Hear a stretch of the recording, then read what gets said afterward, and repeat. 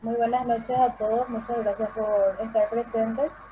Hoy continuando con el ciclo de enfermedades neurodegenerativas, tenemos el tema de neuromielitis óptica a cargo de la doctora María de la Cazorla, médico internista de Anzoátegui, Venezuela, es neurólogo clínico en la UCB de Venezuela y es jefe del servicio de neurología en el Hospital Universitario Luis Racetti en el estado de Anzoátegui, Venezuela. Continuamos con usted, doctora.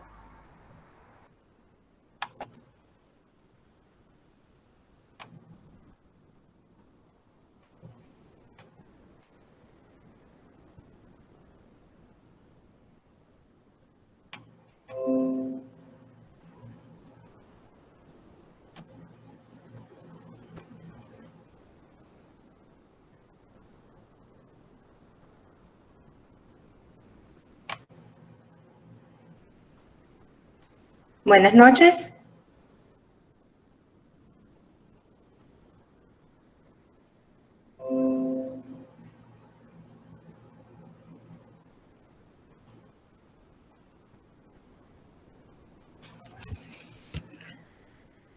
Buenas noches. Quisiera que me confirmaran audio. Se escucha, doctora, se escucha excelente. ¿Cómo? Se escucha súper bien. Ok, perfecto. Ahora me podrían confirmar si ven la presentación.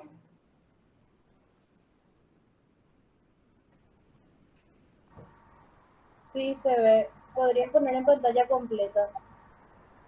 Está en pantalla completa ahorita, ya va. Ah, ok, excelente.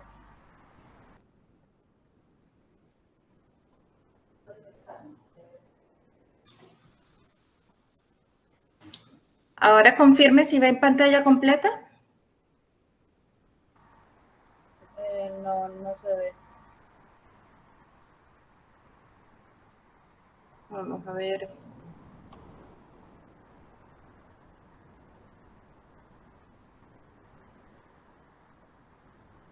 A ver. Ahí a la derecha, al lado del aumento, estaba la opción de presentación.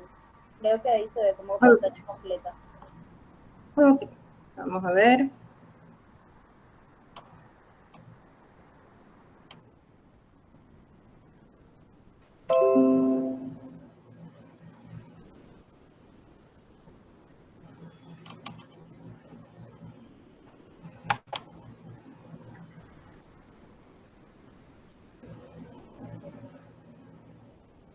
Ahora. No todavía.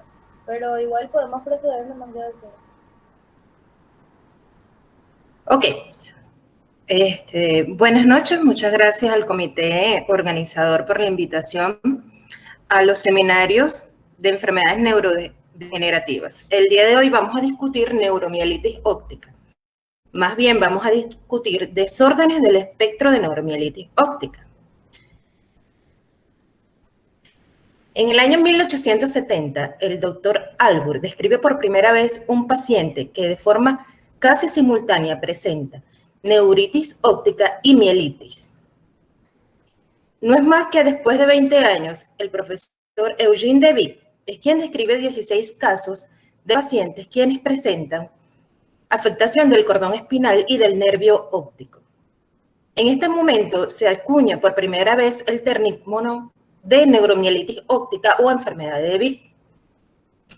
En el 2004, con el descubrimiento de los anticuerpos antiacuaporina 4, es cuando se identifica esta enfermedad como una entidad aparte de la esclerosis múltiple. Y en el 2015 es cuando se incluyen los desórdenes del espectro de neuromielitis óptica, siendo la neuromielitis óptica una clasificación dentro de estos desórdenes y otras formas más restringidas de la enfermedad. Se define entonces como desórdenes del espectro de neuromielitis óptica. Ya va, me dan un segundo para ver si puedo ampliar nuevamente la pantalla.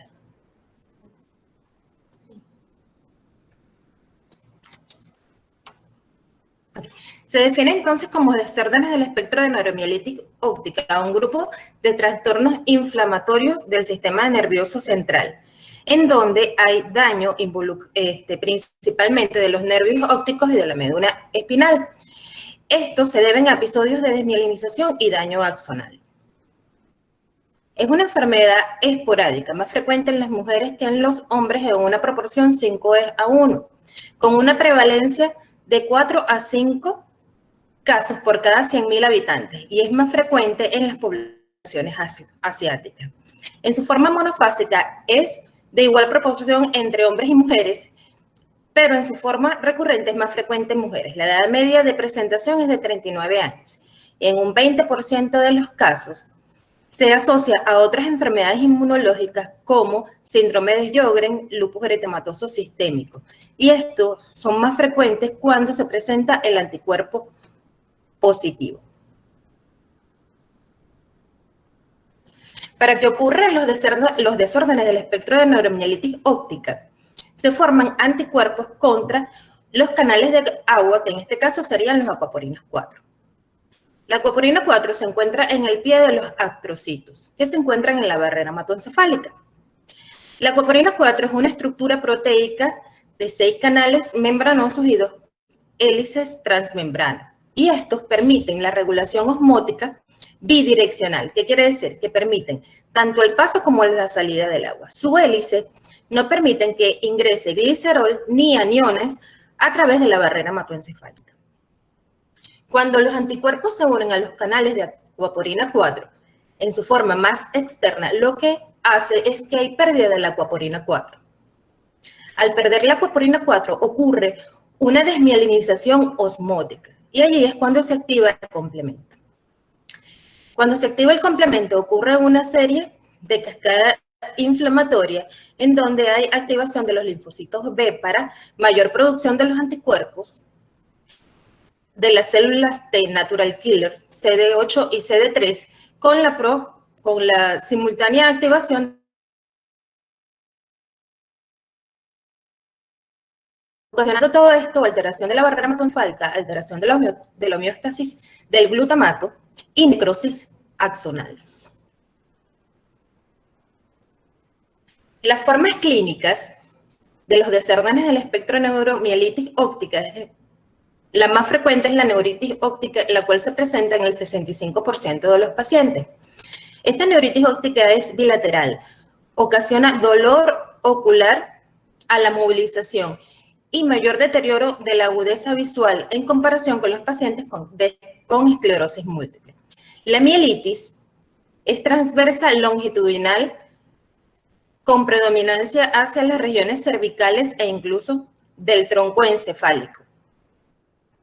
Otras formas clínicas se tendrían el síndrome del área postrema, que ocasiona náuseas, vómitos e hipo, y síntomas troncoencefálicos como ataxia, disfagia y vértigo. En el 2015 hubo una actualización con respecto a los criterios del desorden de neuromielitis óptica, en donde se incluyen los desórdenes que hay que cumplir los siguientes criterios. Al menos una característica clínica esencial, en donde se incluyen neuritis óptica, mielitis transversa, síndromes diencefálicos, síndromes troncoencefálicos y síndrome del área postrema. Test positivo para acuaporina 4 y que se deban excluir otros diagnósticos. En los desórdenes de la neuromielitis óptica seronegativos, al menos dos características clínicas esenciales que serían las siguientes. Neuritis óptica, mielitis aguda con longitudinal extensa o síndrome del área postrema. Diseminación en el espacio con respecto a las imágenes de seguimiento y cumplimiento de los requerimientos de resonancia magnética adicionales. Test negativo para antiacuaporina 4, usando el mejor método de detección posible o no disponible. Y exclusión de los diagnósticos alternativos. Tenemos entonces que las características clínicas esenciales serían neuritis óptica, mielitis aguda, síndrome del área postrema, síndrome del tronco encefálico, síndrome diencefálico y síndrome cerebral sintomático. En los requerimientos de neuroimagen, neuritis óptica aguda evidenciada por una desmielinización mayor al 50% de la longitud del nervio óptico.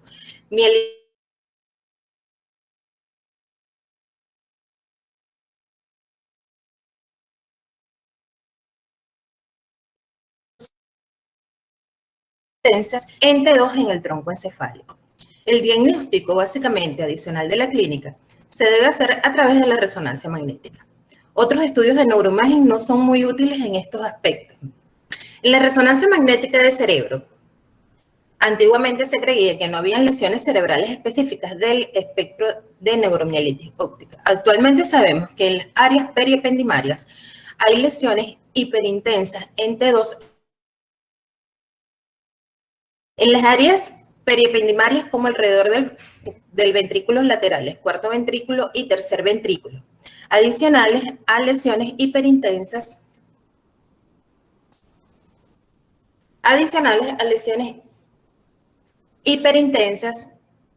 en el parénquima cerebral, las cuales son más extensas, irregulares y heterogéneas en comparación con la esclerosis múltiple.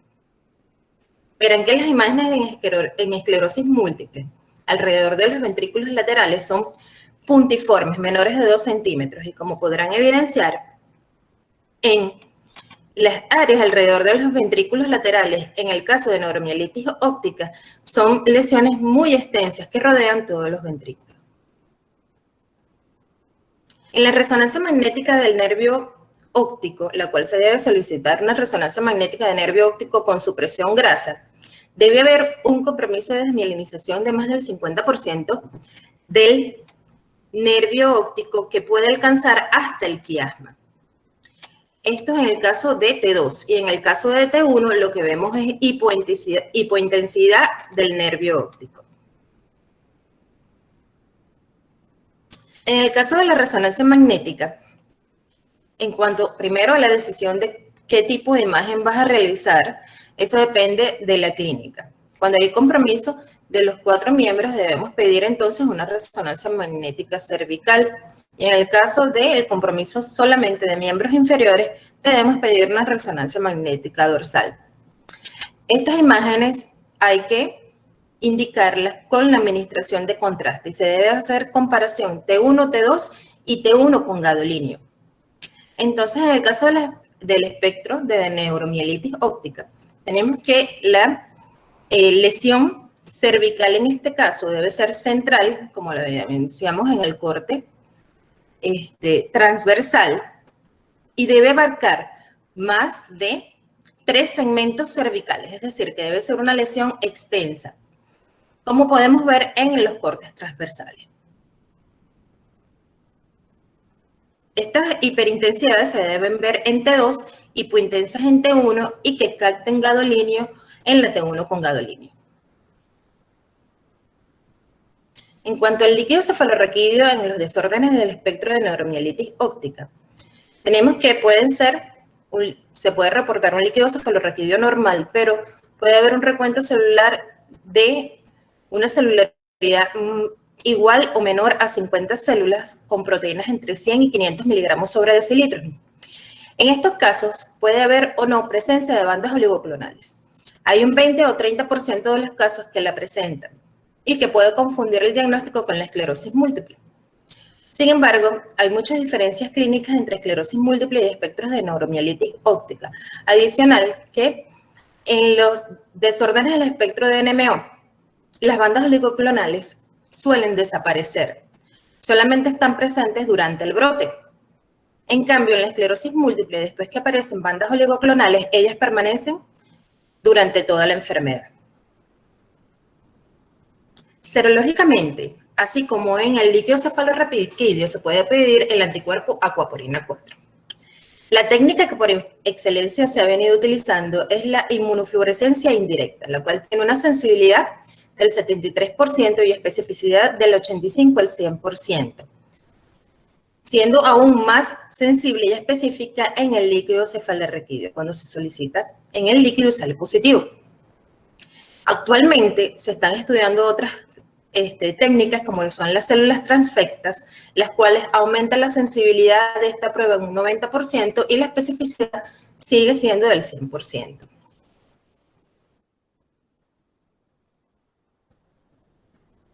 Tenemos entonces que cuando un paciente con neuromielitis óptica está en brote, tenemos el tratamiento agudo, que el tratamiento por excelencia endovenoso por orden día por 3 días en el caso de neuritis óptica y 1 gramo endovenoso orden día por 6 días en el caso de mielitis longitudinal transversa extensa. Cuando la metilprednisolona quizás hay cierta refractariedad a su uso, se utiliza la plasmaféresis de 5 a 7 recambios con un volumen de 5 ml por kilogramo de peso. Estas sesiones se pueden hacer diarias o interdiarias, dependiendo de la respuesta del paciente. En estos casos, la inmunoglobulina no ha demostrado tener ninguna efectividad. ¿Cómo evitamos que siga avanzando los desórdenes del espectro de neuromielitis óptica? Tenemos los tratamientos inmunosupresores, el cual de todos estos el más estudiado ha sido la satioprina. Es un derivado de la 6-mercaptopurina que interviene en la síntesis de las purinas. La indicación es de 2.5 a 3 miligramos por kilogramo de peso día. La dosis máxima es de 200 miligramos día y su efecto se alcanza después de 4 a 6 meses de haberla iniciado. El mofetilmicofenolato interfiere también en la síntesis de las purinas, bloqueando la proliferación espacial de las mismas. La dosis mínima es de 1000 miligramos cada 12 horas, iniciando el tratamiento a 500 miligramos cada 12 horas. Alcanza su efecto después de los 6 meses de haber iniciado la medicación. El rituximab es un anticuerpo monoclonal CD20. Ha tenido buenos resultados con respecto a los desórdenes del espectro de neuromielitis óptica, mejora en un 80% de la enfermedad y evita la recurrencia en un 90%. Se coloca de 1000 miligramos endovenoso. En el día 1 se repite la dosis a las 2 semanas y posteriormente se coloca cada 6 meses. El inconveniente de estos fármacos es su elevado costo. La ciclofosfamida solamente se ha probado sus ventajas cuando están asociados a otras enfermedades inmunológicas. En el año 2019 salieron estudios con otros anticuerpos monoclonales como el eculizumab, en donde se estudió el desorden del espectro de neuromielitis óptica en los pacientes que tuvieran antiacuaporina positivo. Se incluyeron 143 pacientes.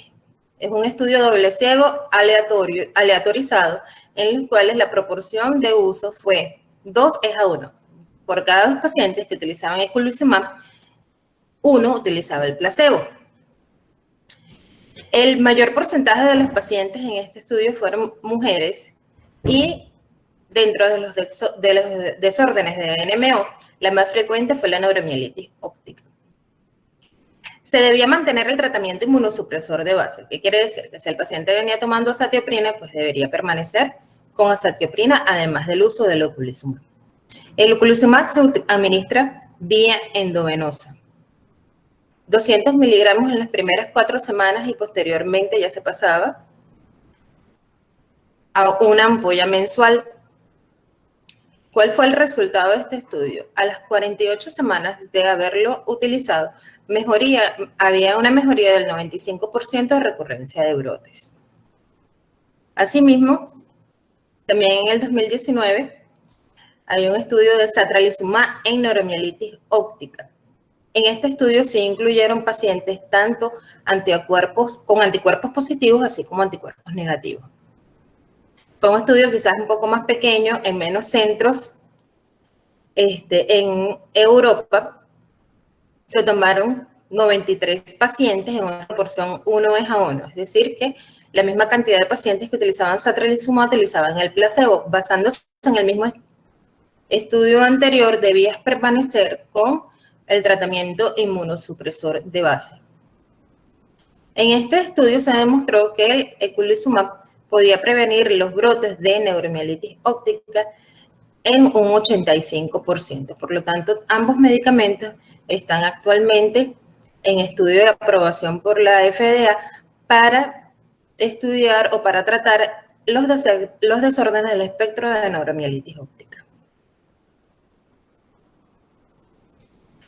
Es una presentación bastante corta y aparte espero que hayan entendido lo que se les quería expresar. Si tienen alguna pregunta.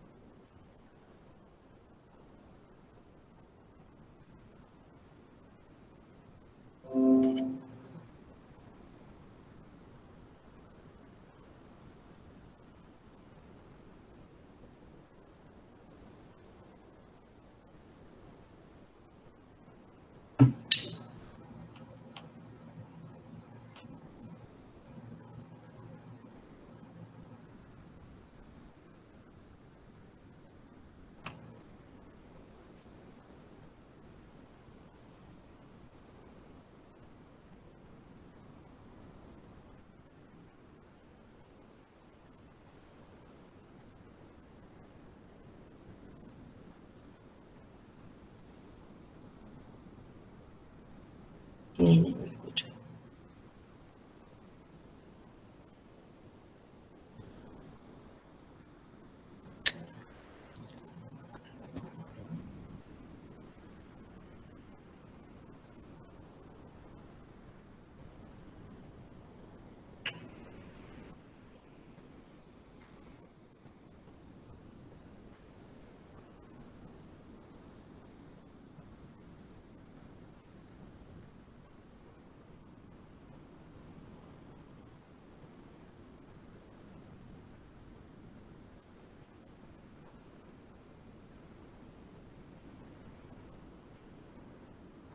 ¿Hay alguna duda?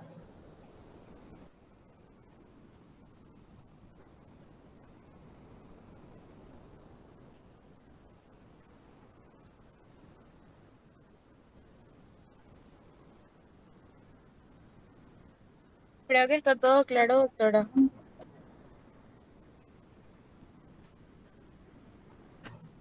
Ok, Fátima. Muchas gracias por la invitación. Esperando que culminen sus ciclos de seminario de la forma más provechosa. A usted muchas gracias, doctora, por aceptar la colaboración.